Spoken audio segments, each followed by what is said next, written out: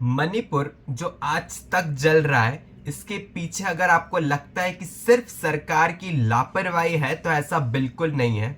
सरकार ने शुरुआत से ही कोई ऐसा इंटेंशन नहीं दिखाया है कि वो इस कॉन्फ्लिक्ट को पूरा रिजॉल्व करना चाहती है। उल्टा चीफ मिनिस्टर जो है, जो कि बीजेपी के तरफ से हैं, उन्होंने टाइम एंड अगेन कुछ ना कुछ कंट्रोवर्शियली किया है। अभी हाल ही में कुछ टाइम पहले एक और ऐसी ऑडियो क्लिप वायरल हुई जिसमें कि खुद chief minister N Biren Singh के कुछ कंट्रोवर्शियल या विवादित बयान थे।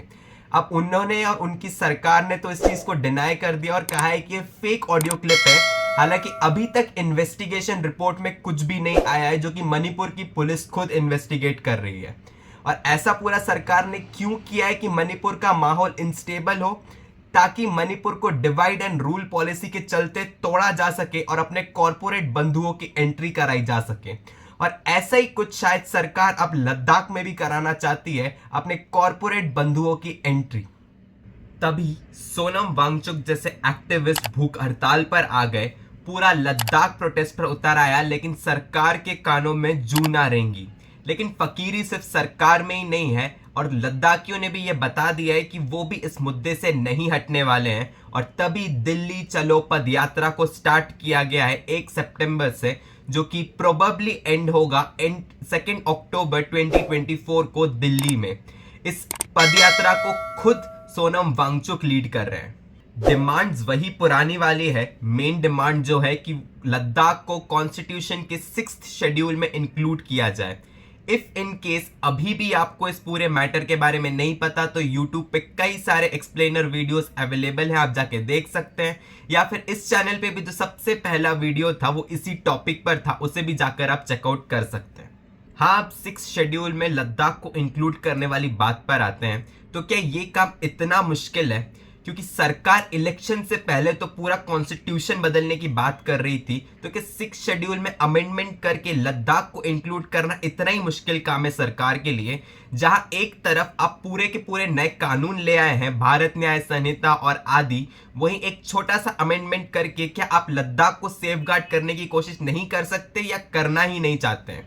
पहले जरा इस मार्च को समझ लेते हैं। तो ये जो मार्च है, दिल्ली चलो पद यात्रा, ये ले एपेक्स बॉडी और कारगिल डेमोक्रेटिक अलायंस मिलकर चला रही है, मिलकर ऑर्गेनाइज कर रही हैं। और इनके वही 4 पुराने डिमांड्स हैं। पहला कि इन्हें एक कॉन्स्टिट्यूशन में 6th शेड्यूल में लद्दाख को इंक्लूड किया जाए। Early recruitment process along with a public service commission for Ladakh. एक लद्दाख के लिए सेपरेट लोकसभा सीट कारगिल और लेह डिस्ट्रिक्ट्स के लिए, और इसके अलावा लद्दाख को एक प्रॉपर स्टेटहुड। सीधे बात करें तो सरकार जो है वो लद्दाख को 6th schedule of the constitution में इंक्लूड करना ही नहीं चाहती है।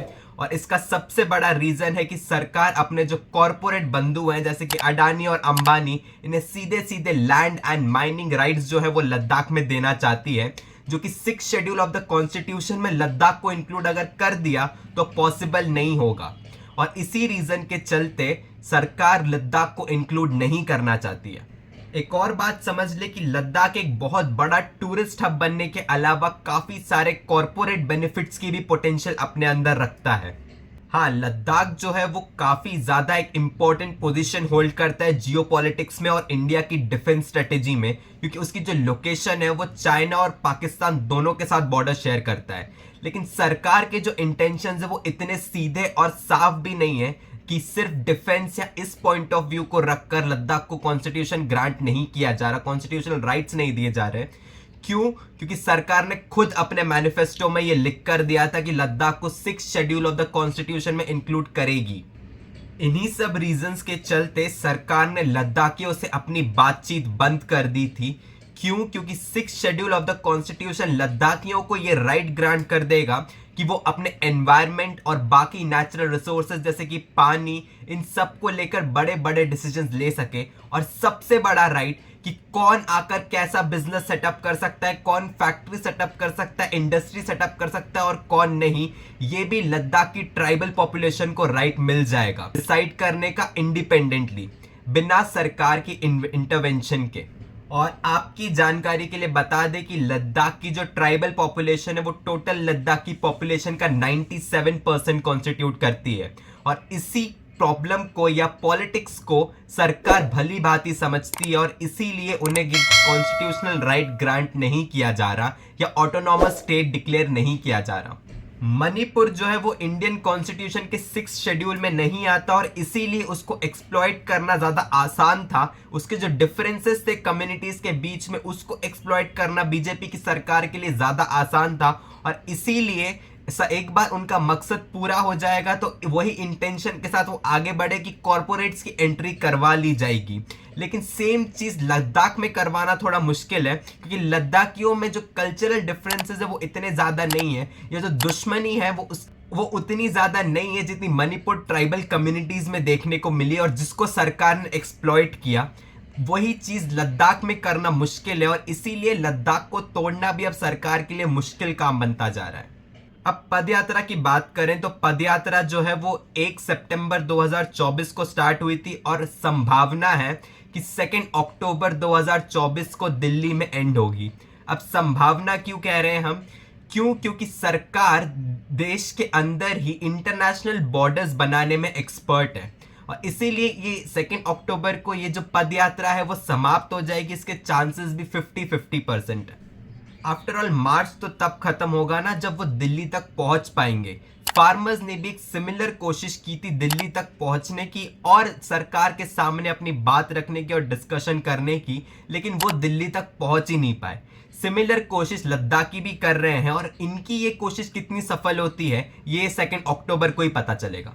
अब मैनिफेस्टो की बात करें तो ये कोई सिर्फ लद्दाखियों की डिमांड नहीं है, ये 4 डिमांड्स ये खुद बीजेपी ने अपने मैनिफेस्टो में लिखा था 2019 में कि लद्दाख को 6 schedule of the Indian constitution में इंक्लूड किया जाएगा। लेकिन जैसे कि यूजुअली बीजेपी की आदत है कि जैसे ही काम निकल गया, अपना मकसद पूरा हो गया, बीजेपी की सरकार ने वापस अपना मुंह फेर लिया लद्दाख के लोगों से और ये जो इलेक्शन प्रोपोगेंडा था वो एक मास्टर स्ट्रोक बन गया। अब 4 डिमांड्स हैं एंड सरकार हमारी बात सुनने के लिए तो फेमस है ही। बाय द वे जो लोग इस मार्च का पार्ट है उन्हें ये लग रहा है कि सरकार उनकी डिमांड्स या उनके राइट्स को इसलिए ग्रांट नहीं कर रही है क्योंकि लद्दाख एक काफी इंपॉर्टेंट जियोपॉलिटिकल एरिया है जो कि चाइना एंड पाकिस्तान दोनों से अपने बॉर्डर शेयर करता है और इसी वजह से सरकार उनको डिनाई कर रही है उनके राइट्स। ये मैं नहीं कह रहा हूं, ये सोनम वांगचुक ने खुद कहा है।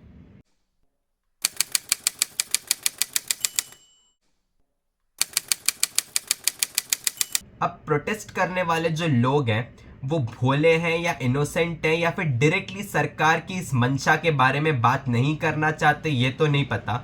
लेकिन सरकार की जो इंटेंशंस है वो इतने भी क्लियर एंड साफ नहीं है कि इंडिया की जियोपॉलिटिक्स की वजह से उन्हें ये ग्रांट नहीं किए जा रहा है। हाँ, वी डू अग्री कि लद्दाख जो है वो एक काफ़ी क्रूशियल पॉइंट है इंडिया के safety defence point of view से, लेकिन इसका मतलब ये नहीं कि आप लद्दाख को बर्बाद होने के लिए छोड़ देंगे। लद्दाख जो है वो काफ़ी ज़्यादा क्लाइमेट सेंसिटिव एरिया है, क्लाइमेट सेंसिटिव रीजन है और क्लाइमेट चेंज आज के टाइम में एक बहुत बड़ा मुद्दा है पूरी दुनिया में। सरकार के जो इंटेंशंस है वो इतने भी साफ सुथरे नहीं है इस पूरे एजेंडा को लेकर, इस पूरे चीज को लेकर, और इस चीज को मैं बार बार बताने की जरूरत भी नहीं है शायद। खैर, तानाशाहों की सरकार है और तानाशाही से चलती है और इस मार्च का क्या नतीजा निकलेगा ये तो हमें 2 अक्टूबर को होपफुली पता चल ही जाएगा। तब तक के लिए सावधान रहें, सतर्क रहें।